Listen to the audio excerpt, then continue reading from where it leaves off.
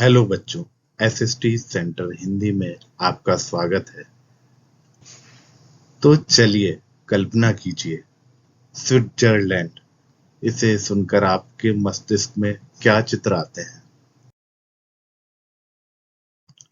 शायद कुछ ऐसा, बर्फ से ढके पहाड़, शांत नदियाँ, खूबसूरत प्राकृतिक वातावरण। चलिए अगले देश को सुनते हैं, सऊदी अरब।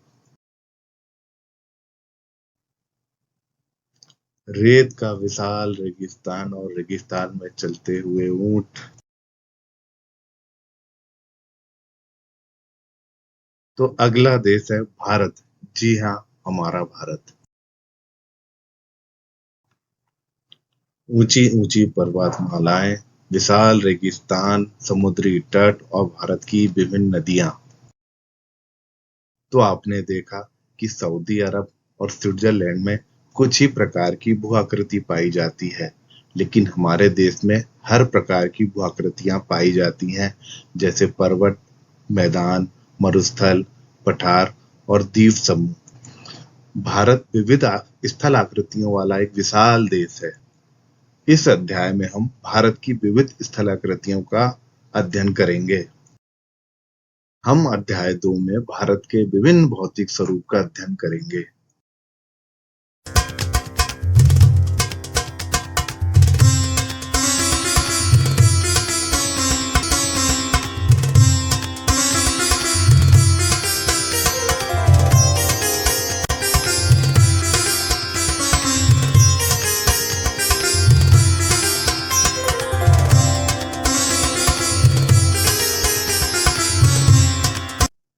एसएसटी सेंटर हिंदी में कक्षा 9 सामाजिक विज्ञान के इतिहास, नागरिक शास्त्र, भूगोल और अर्थशास्त्र के सारे अध्यायों के वीडियो उपलब्ध है।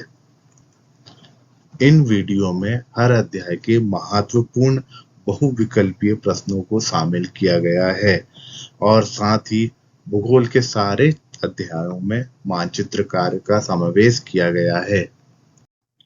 भारत के भौतिक स्वरूप के वीडियो को पूरा जरूर देखिए ताकि किसी प्रकार का डाउट आपके मन में ना रहे। इस वीडियो को हमने मानचित्र और एनिमेशन के साथ बनाया है ताकि आपके माइंड में इस चैप्टर की स्थायी समझ विकसित हो सके। तो मैं कैलाश मालवी एसएसटी सेंटर हिंदी में आपका स्वागत करता हूँ। वीडियो अगर अच्छा लगे तो इसे लाइक जरूर कीजिएगा। इस चैनल पर पहली बार आए तो इसे सब्सक्राइब जरूर कीजिए और नोटिफिकेशन बेल को ऑन जरूर कीजिएगा। तो हमने देखा भारत में विभिन्न प्रकार की स्थल आकृतियां पाई जाती हैं। यदि हम इसे भौगोलिक रूप से विभाजित करें तो हम इसे 6 प्रकारों में बांट सकते हैं। पहला, हिमालय पर्वत श्रृंखला। सेकंड, उत्तरी मैदान। तीसरा, प्रायद्वीपीय पठार। चौथा, भारतीय मरुस्थल। पांचवा, तटीय मैदान। और छठवां, द्वीप समूह। हमारे देश की उत्तरी सीमा पर एक विशाल पर्वत श्रृंखला फैली हुई है जिसे हम कहते हैं हिमालय पर्वत श्रृंखला। और ये विशाल पर्वत श्रृंखला पश्चिम में सिंधु नदी से लेकर पूर्व में ब्रह्मपुत्र नदी तक फैली हुई है। और ये पर्वत श्रृंखला इतनी विशाल है कि इसको यदि हम मापने का प्रयास करें तो इसकी लंबाई होगी 2400 किलोमीटर, लेकिन इसकी चौड़ाई को हम अगर देखें तो इसमें थोड़ी सी विविधता दिखाई देती है। इसकी चौड़ाई कश्मीर में 400 किलोमीटर, लेकिन अरुणाचल प्रदेश में 150 किलोमीटर ही है। पश्चिमी भाग की विभिन्न पर्वत चोटियों की ऊंचाइयां लगभग एक जैसी है, लेकिन पश्चिमी भाग की पर्वत चोटियों में विभिन्न प्रकार के अंतर देखने को यहाँ मिलता है। देशांतर रेखाओं के विस्तार के आधार पर हिमालय को हम 3 भागों में बांट सकते हैं। प्रथम है महान हिमालय, द्वितीय हिमाचल या निम्न हिमालय एवं तृतीय शिवालिक या बाहरी हिमालय। सबसे उत्तरी भाग में स्थित पर्वत श्रृंखला को हम महान आंतरिक हिमालय या हिमाद्री के नाम से जानते हैं। यह सबसे अधिक सतत श्रृंखला है। सतत श्रृंखला से आशय ऐसी श्रृंखला से है जिसमें लगातार पहाड़ियां निर्मित रहती हैं, जिनके बीच में अंतराल बहुत कम होता है। हिमाद्री में 6000 मीटर की औसत ऊंचाई वाले सर्वाधिक ऊंचे शिखर पाए जाते हैं। विश्व प्रसिद्ध माउंट एवरेस्ट, कंचनजंगा जैसी सभी हिमालयन चोटियां यहीं पर मिलती है। इनमें से कुछ प्रमुख पर्वत चोटियों की स्थिति हम भारत के मानचित्र में देखते हैं, जैसे माउंट एवरेस्ट, जिसकी ऊंचाई है 8,848 मीटर। यह नेपाल में स्थित है। चूंकि यह भारत में नहीं है, इसलिए यह विश्व की सबसे ऊंची पर्वत चोटी है। कंचनजंगा, यह भारत के सिक्किम राज्य में है। इसकी ऊंचाई 8,598 मीटर है। चूंकि यह भारत में है, इसलिए यह भारत की हिमालय रेंज की सबसे ऊंची पर्वत चोटी कंचनजंगा है। तीसरा है नंदा देवी, जो भारत के हिमाचल राज्य में स्थित है। इसकी ऊंचाई 7,817 मीटर है। हिमालय का निर्माण दो भूगर्भीय प्लेटों के टकराने से हुआ है। एक प्लेट दूसरी प्लेट की अपेक्षा अधिक शक्तिशाली वेग से टकराने के कारण इसके वलय की प्रकृति असममित है। चित्र में हम देख सकते हैं कि हिमालय के दोनों ओर की ढालें अलग-अलग हैं, दोनों की तह विषम है। हिमालय के इस भाग का क्रोड ग्रेनाइट का बना है और यह श्रृंखला हमेशा बर्फ से ढकी रहती है, जिसके कारण बहुत सी हिमानियों का प्रवाह यहाँ से होता है। हिमालय पर्वत श्रृंखला का दूसरा भाग है हिमालय या निम्न हिमालय। यह हिमाद्री के दक्षिण में स्थित है।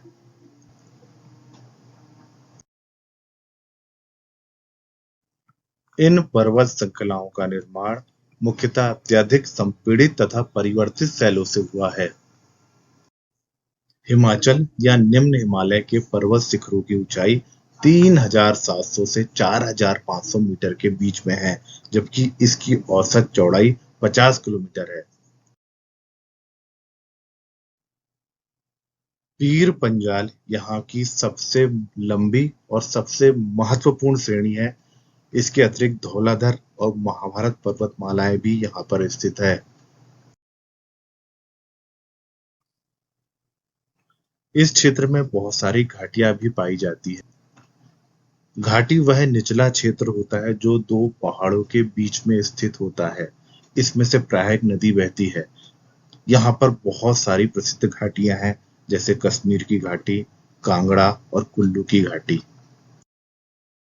तो हिमालय पर्वत श्रृंखला में सबसे उत्तर या ऊपरी भाग में हिमाद्री पर्वत श्रृंखलाएं पाई जाती हैं। उसके दक्षिण में हिमाचल या निम्न हिमालय पाया जाता है। और अब हम पढ़ने वाले हैं सबसे दक्षिण में स्थित या सबसे नीचे के भाग में स्थित शिवालिक या बाहरी हिमालय। यह हिमालय की सबसे बाहरी श्रृंखला है। इनकी चौड़ाई 10 से 50 किलोमीटर तक की है। इसकी औसत ऊंचाई 900 से 1100 मीटर के बीच स्थित है। इन श्रृंखलाओं का निर्माण अवसादों से हुआ है। मुख्य हिमालय से निकलने वाली नदियां अपने साथ बजरी, कंकड़ पत्थर और चिकनी मिट्टी बहाकर लाती है। इन्हें हम अवसाद कहते हैं और इन्हीं अवसाद से शिवालिक या बाहरी हिमालय का निर्माण हुआ है। इसलिए यहाँ की घाटियां बजरी और जलोढ़ की मोटी परत से ढकी हुई है। निम्न हिमालय और शिवालिक के बीच में स्थित लंबवत घाटी को दून के नाम से जाना जाता है। यहाँ पर बहुत सारे दून पाए जाते हैं, जैसे देहरादून, कोटली दून और पाटली दून। अब प्रश्न उठता है कि दून क्या होता है? तो दून का अर्थ यही है कि निम्न हिमालय और शिवालिक के बीच में एक लंबवत घाटियां पाई जाती हैं, जिन्हें हम दून कहते हैं, जिसमें मुख्यतः बजरी और जलोढ़ की एक मोटी परत होती है। हिमालय पर्वत श्रृंखलाओं को हम नदी घाटियों की सीमाओं के आधार पर भी विभाजित कर सकते हैं। ऐसा विभाजन हम पश्चिम से पूर्व स्थित क्षेत्रों के आधार पर करते हैं। इस प्रकार से हिमालय पर्वत श्रृंखलाओं को हम 4 भागों में बांटते हैं।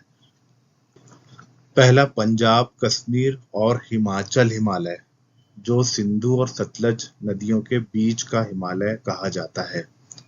दूसरा है कुमाऊं हिमालय, जिसे हम सतलज और काली नदी के बीच का हिमालय कहते हैं। तीसरा है नेपाल हिमालय, जिसे हम काली और तीस्ता नदी के बीच का हिमालय कहते हैं। और चौथा और अंतिम है असम हिमालय, जिसे हम तीस्ता और दिहांग नदी के बीच का हिमालय कहते हैं। इसके साथ ही भारत की पूर्वी सीमा में हिमालय पर्वत भारत की पूर्वी सीमा की तरह ही दक्षिण की ओर मुड़ जाता है, जिसे हम पूर्वांचल हिमालय कहते हैं। इसे पूर्वी पहाड़ियों के नाम से भी जाना जाता है। यहाँ ब्रह्मपुत्र हिमालय की सबसे पूर्वी सीमा को बनाती है। ये पहाड़ियाँ मजबूत बलुआ पत्थरों से बनी हुई है, जिसे हम अवसादी शैल कहते हैं। और ये पहाड़ियाँ बहुत ही घने जंगलों से आच्छादित है, ढके हुए हैं। पूर्वांचल हिमालय अधिकतर समांतर श्रेणियों और घाटियों के रूप में फैला हुआ है।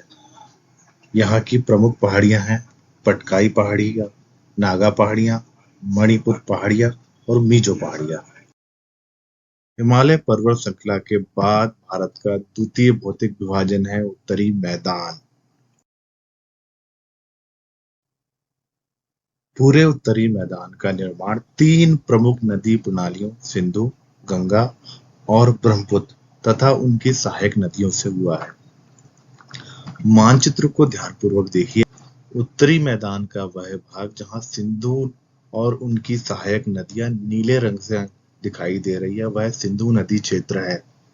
उत्तरी मैदान का वह बीच वाला भाग जहां गंगा और उनकी सहायक नदियां पीले रंग से दिखाई दे रही हैं, वह गंगा नदी क्षेत्र कहलाता है। उत्तरी मैदान का पूर्वी भाग जहां पर ब्रह्मपुत्र नदी गुलाबी रंग से अंकित है, वह ब्रह्मपुत्र नदी क्षेत्र कहलाता है। यह पूरा उत्तरी मैदान जलोढ़ मिट्टी से बना हुआ है। जलोढ़ मिट्टी क्या होती है? तो जलोढ़ अथवा अलुवियम उस मृदा को कहा जाता है जो बहते हुए जल द्वारा बहाकर लाई गई हो।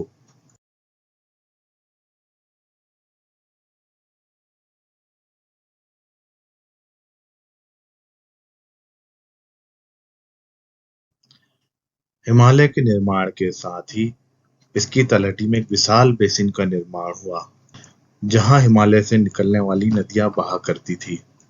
ये नदियां पानी के साथ साथ चिकनी मिट्टी और गाद भी लाकर यहाँ जमा करने लगी, और इस प्रकार धीरे धीरे जलोढ़ के जमा होने के कारण एक विशाल उपजाऊ मैदान का निर्माण हुआ, जिसे हम उपजाऊ मैदान कहते हैं।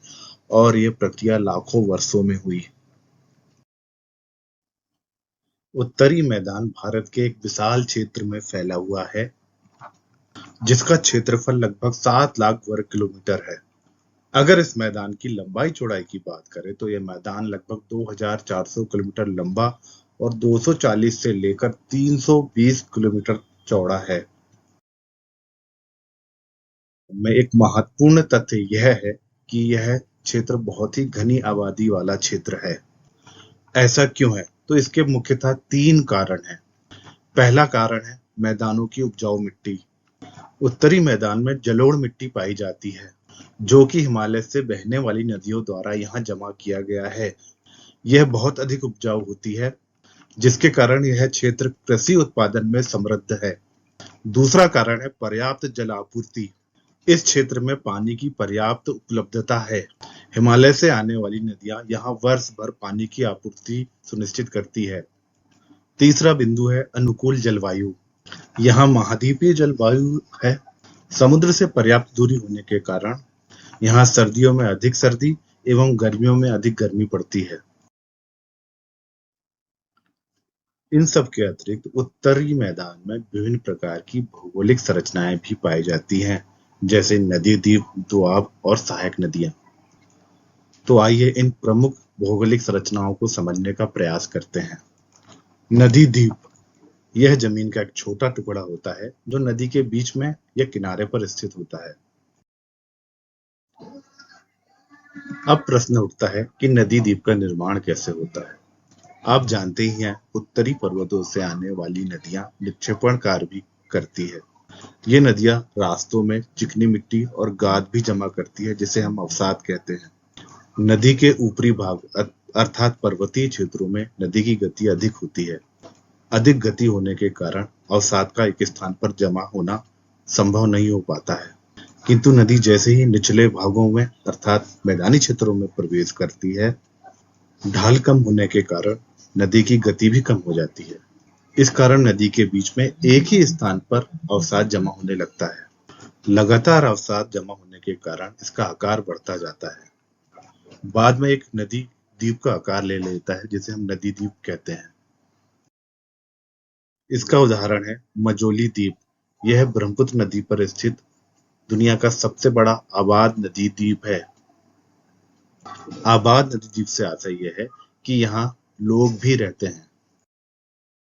उत्तरी मैदान में पाई जाने वाली अगली भौगोलिक संरचना है दोआब। अब प्रश्न यह उठता है कि दोआब किसे कहते हैं। दोआब का सामान्य अर्थ है दो नदियों के बीच का भाग। वस्तुतः दोआब दो शब्दों से मिलकर बना है, दो और आब। दो का मतलब दो और आब का मतलब होता है पानी। इस प्रकार दो नदियों के बीच के भाग को हम दोआब कहते हैं। इसी से मिलता जुलता शब्द है पंजाब।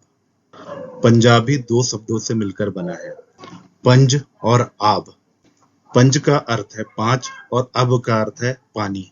इस प्रकार पंजाब शब्द का अर्थ है पांच नदियों के बीच का क्षेत्र।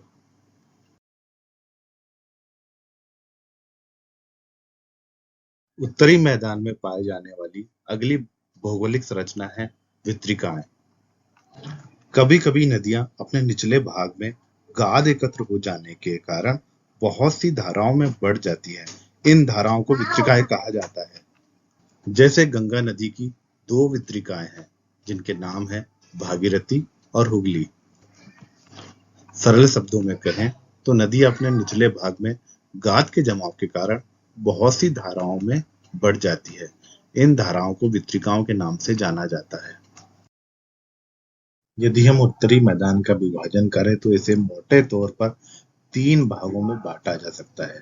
पहला पंजाब का मैदान, सेकंड गंगा का मैदान और तीसरा ब्रह्मपुत्र का मैदान। तो सर्वप्रथम समझते हैं पंजाब के मैदान को।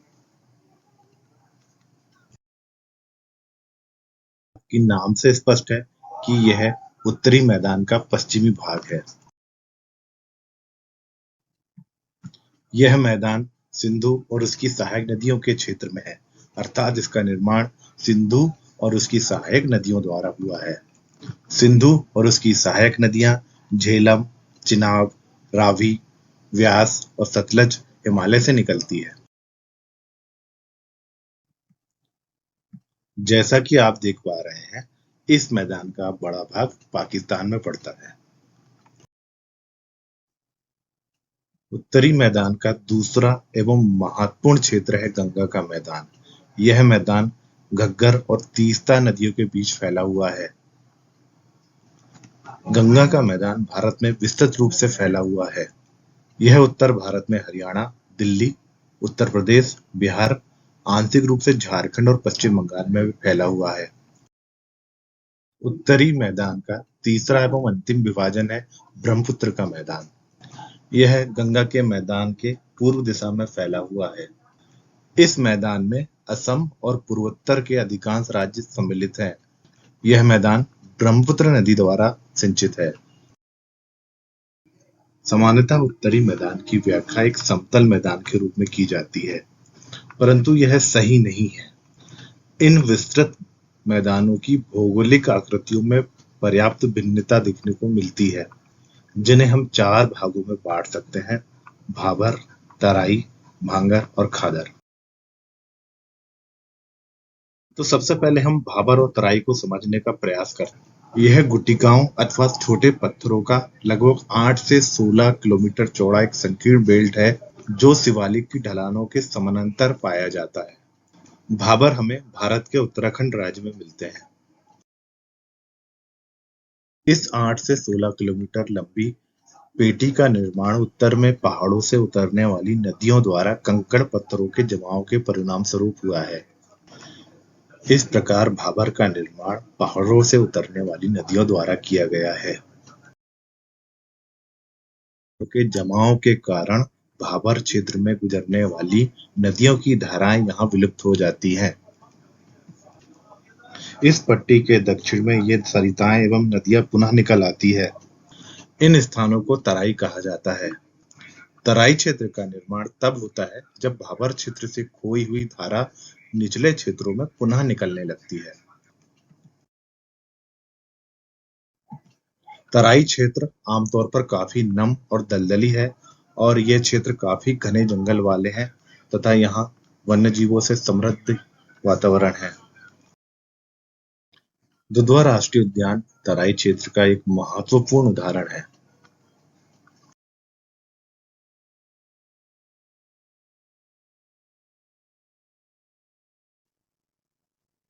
आइए भांगर और खादर भूमि को हम चित्र की सहायता से स्पष्ट करते हैं। चित्र में आपको भांगर भूमि और खादर भूमि दिखाई दे रही है।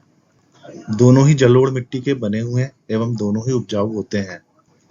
अंतर केवल इतना है कि भांगर उच्च भूमि के क्षेत्र में स्थित होते हैं जबकि खादर निम्न भूमि के क्षेत्र में स्थित होते हैं।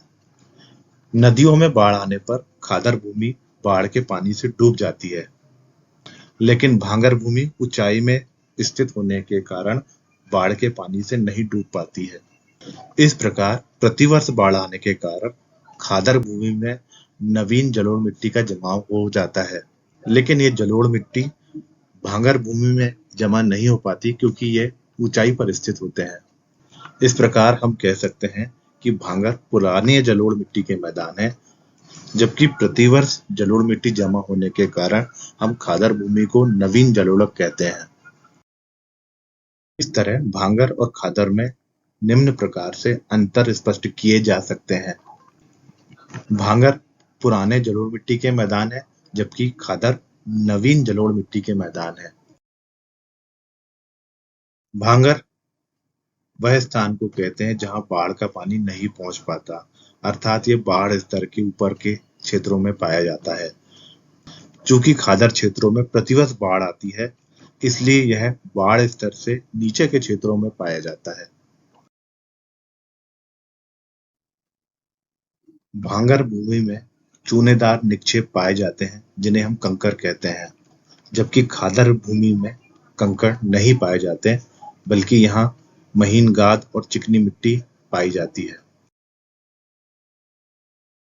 पुराने जलोढ़ मिट्टी से बने होने के कारण ये खादर की अपेक्षा कम उपजाऊ होते हैं, जबकि खादर बहुत उपजाऊ होता है।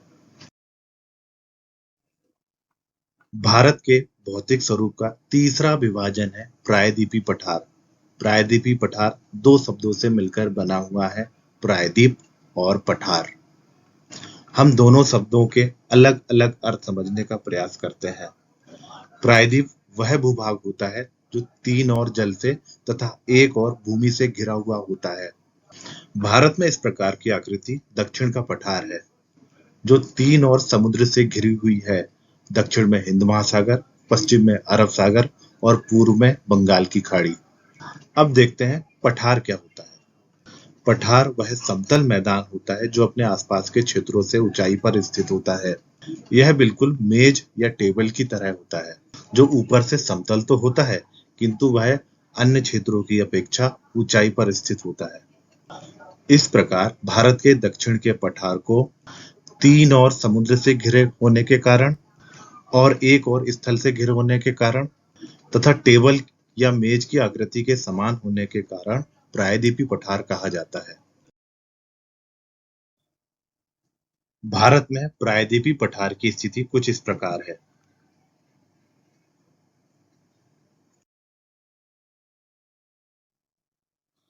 तो इस प्रकार हमने देखा कि प्रायद्वीपी पठार एक मेज की आकृति वाला स्थल है और यह स्थल पुराने क्रिस्टलीय, आग्नेय और रूपांतरित शैलों से बना हुआ है। प्रायद्वीपी पठार का निर्माण गोंडवाना लैंड के टूटने से हुआ है। हम चित्र में देख सकते हैं कि प्रायद्वीपीय पठार का निर्माण गोंडवाना लैंड के टूटने से हुआ है।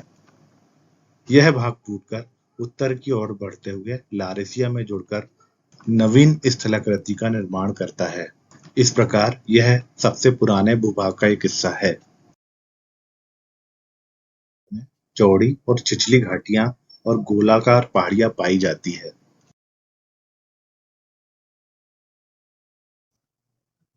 इस पठार के दो मुख्य भाग हैं। पहला मध्य उच्च भूमि तथा दूसरा दक्कन का पठार। मध्य उच्च भूमि नर्मदा नदी के उत्तरी भाग में स्थित है, अथवा मध्य उच्च भूमि के दक्षिण में नर्मदा नदी बहती है। यह मालवा के पठार के अधिकतर भागों में फैला हुआ है। मध्य उच्च भूमि में विंध्याचल पर्वतमाला स्थित है, जो कि उत्तर पश्चिम में अरावली पर्वतमाला और दक्षिण में सतपुड़ा पर्वतमाला से घिरी हुई है।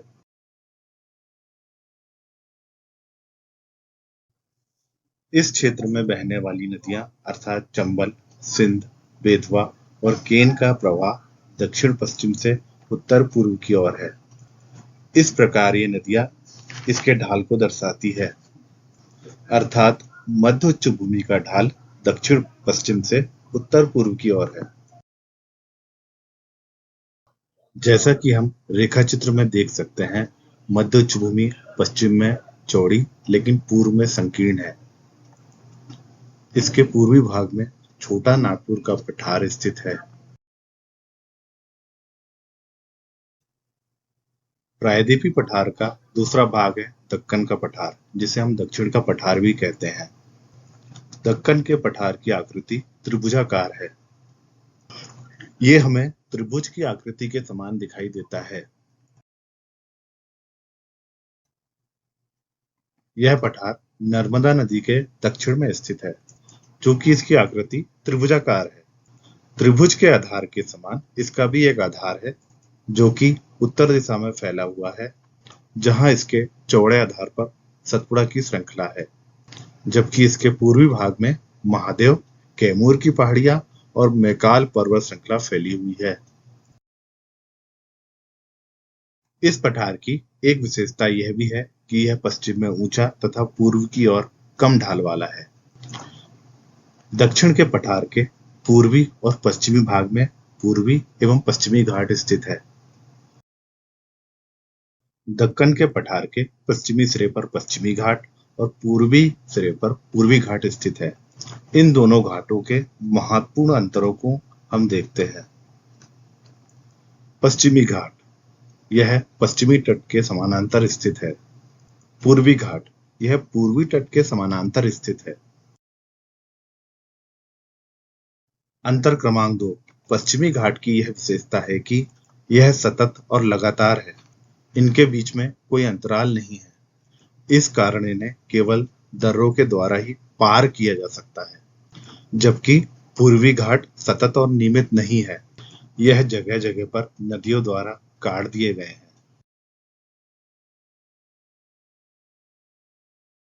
अंतर क्रमांक 3, पश्चिमी घाट पूर्वी घाट से ऊंचे हैं।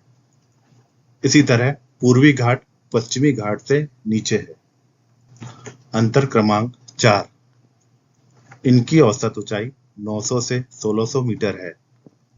पूर्वी घाट की औसत ऊंचाई लगभग 600 मीटर है।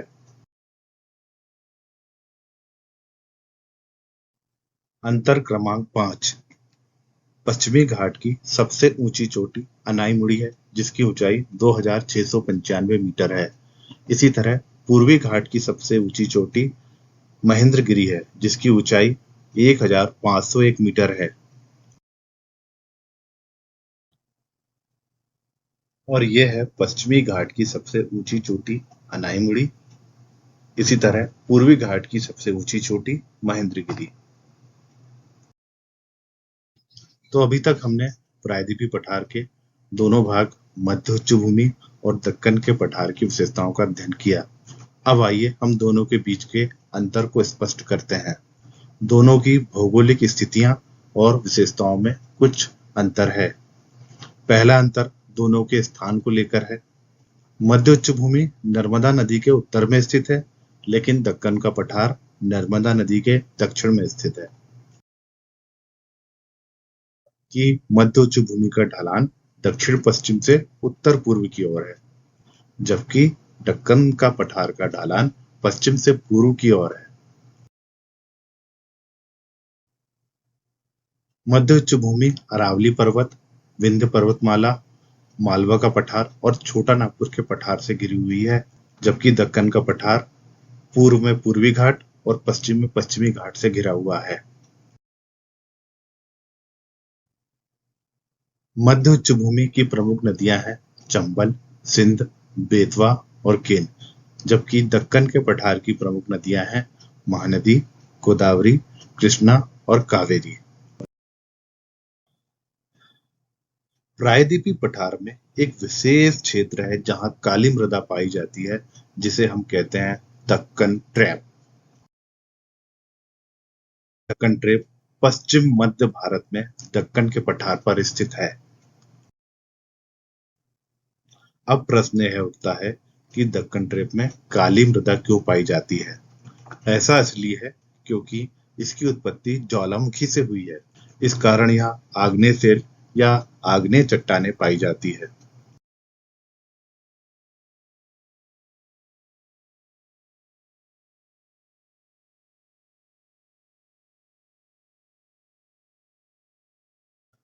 और समय के साथ इन आग्नेय शेलों का अपरदन होता गया, जिससे काली मृदा का यहाँ निर्माण हुआ।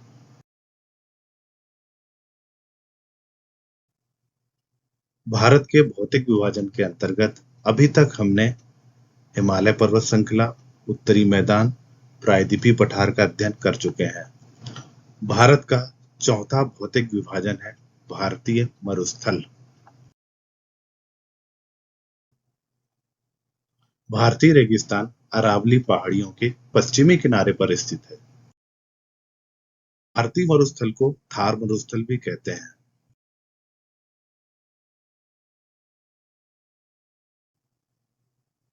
थार का मरुस्थल बालू के टिब्बों से ढका हुआ एक तरंगित मैदान है। इसका अर्थ है कि यहाँ पर रेतों का जमाव तरंग के आकार में होता है।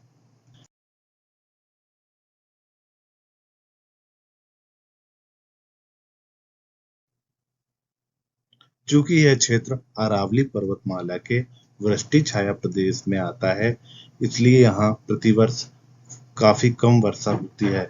यहाँ प्रतिवर्ष 150 मिलीमीटर से कम वर्षा होती है।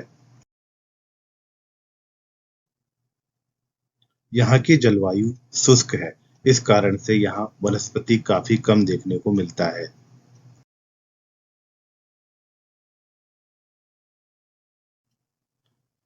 यहाँ वर्षा ऋतु में ही नदियों की कुछ जलधाराएं दिखाई देती है। कुछ दूर बाद ये रेत में विलीन हो जाती हैं। पर्याप्त जल न मिलने के कारण ये समुद्र तक नहीं पहुंच पाती है। केवल लूनी ही इस क्षेत्र की सबसे बड़ी नदी है। यदि कभी आप जैसलमेर गए होंगे तो इस प्रकार के बालू के टीले आपको वहां बहुतायत से दिखाई देते हैं। इन्हें बरकान कहते हैं। ये बरकान यहाँ पर भारत पाकिस्तान की सीमा पर भी पाए जाते हैं। इस प्रकार बरकान भारतीय मरुस्थल में पाए जाते हैं। बरकान अर्ध चंद्रमा के आकार के रेत के टीले होते हैं, जो तेज हवाओं के साथ अपना स्थान बदलते रहते हैं। भारत के भौतिक विभाजन का पांचवा प्रकार है तटीय मैदान। हम यह जान चुके हैं कि भारत का प्रायद्वीपीय पठार तीन ओर से समुद्र से घिरा हुआ है, जिन्हें तट कहते हैं। ये तट पट्टियों के आकार में फैले हुए हैं। ये पट्टियां पश्चिम में अरब सागर से लेकर पूर्व में बंगाल की खाड़ी तक फैली हुई है। इस क्षेत्र को हम तटीय मैदान कहते हैं।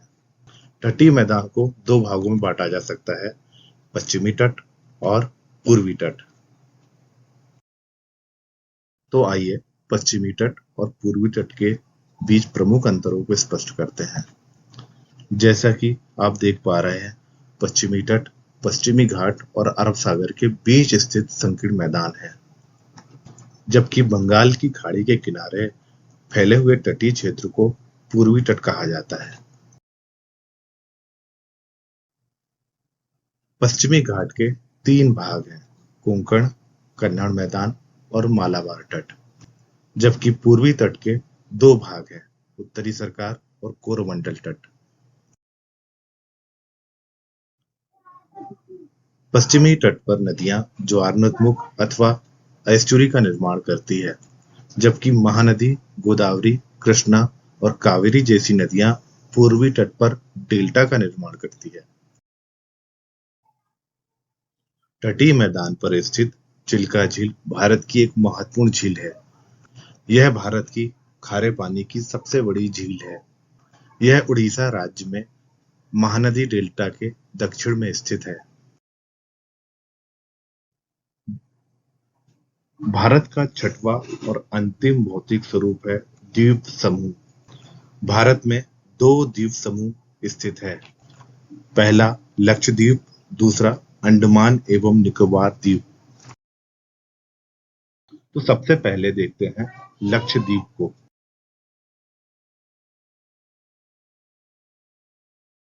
लक्षद्वीप समूह केरल के मालाबार तट के करीब स्थित है, जो कि अरब सागर में स्थित है। लक्षद्वीप द्वीपों का एक समूह है जो छोटे छोटे प्रवाल अथवा मूंगों के द्वीपों से बना है। पहले इन्हें लाकाद्वीप, मिनिकॉय और एमिन द्वीप के नाम से जाना जाता था, लेकिन 1973 में इन्हें लक्षद्वीप नाम दिया गया। यह 32 वर्ग किलोमीटर के क्षेत्र में फैला हुआ है। कवारत्ती द्वीप लक्षद्वीप का प्रशासनिक मुख्यालय है।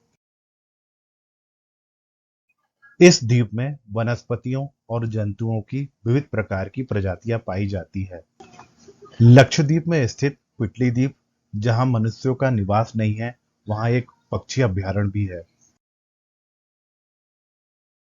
जैसा कि हमने देखा कि लक्षद्वीप वास्तव में प्रवाल द्वीपों का एक समूह है। अब प्रश्न यह उठता है कि ये प्रवाल क्या होते हैं। प्रवाल एक प्रकार का नन्हा समुद्री जीव है जो लाखों करोड़ों की संख्या में एक समूह में रहते हैं। प्रवाल का विकास समुद्र के उस स्थल पर होता है जहां गर्म और छिछला जल होता है। प्रवाल विभिन्न रंगों में मिलते हैं। प्रवाल समूह में रहते हैं एवं बड़ी कॉलोनियों में विकसित होते हैं। ये आपस में मिलकर एक सख्त श्रृंखला बना लेते हैं, जिन्हें हम प्रवाल चट्टानें या कोरल रीफ कहते हैं। ये कैल्शियम कार्बोनेट का स्त्राव करते हैं। प्रवाल के तीन प्रकार होते हैं: प्रवाल रुधिका, तटीय प्रवाल भित्ति और प्रवाल वलय द्वीप।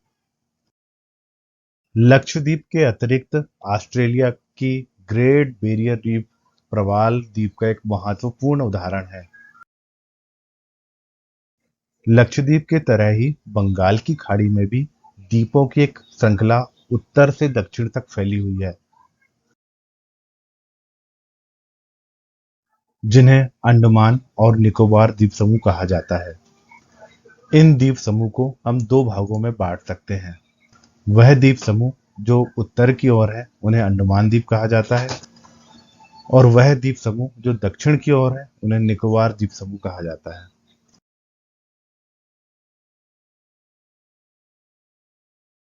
यह द्वीप वनस्पतियों और जीवों की विविध प्रजाति के लिए प्रसिद्ध है, साथ ही देश के लिए अत्यधिक रणनीतिक महत्व भी रखते हैं। तो इस प्रकार हमने भारत की भौगोलिक आकृतियों को 6 भागों में विभाजित कर उनका पृथक पृथक विवरण जाना। अब प्रश्न यह उठता है कि इन भौगोलिक विभिन्नताओं का भारत के लिए क्या महत्व है। वास्तव में विभिन्न भौगोलिक विशेषताएं देश को प्राकृतिक संसाधनों से समृद्ध बनाती है। जैसे हमारे पर्वतीय क्षेत्र जल और वन संपदा के प्रमुख स्रोत हैं। उत्तर के विशाल उपजाऊ मैदान को हमारे देश का अन्न भंडार कहा जाता है।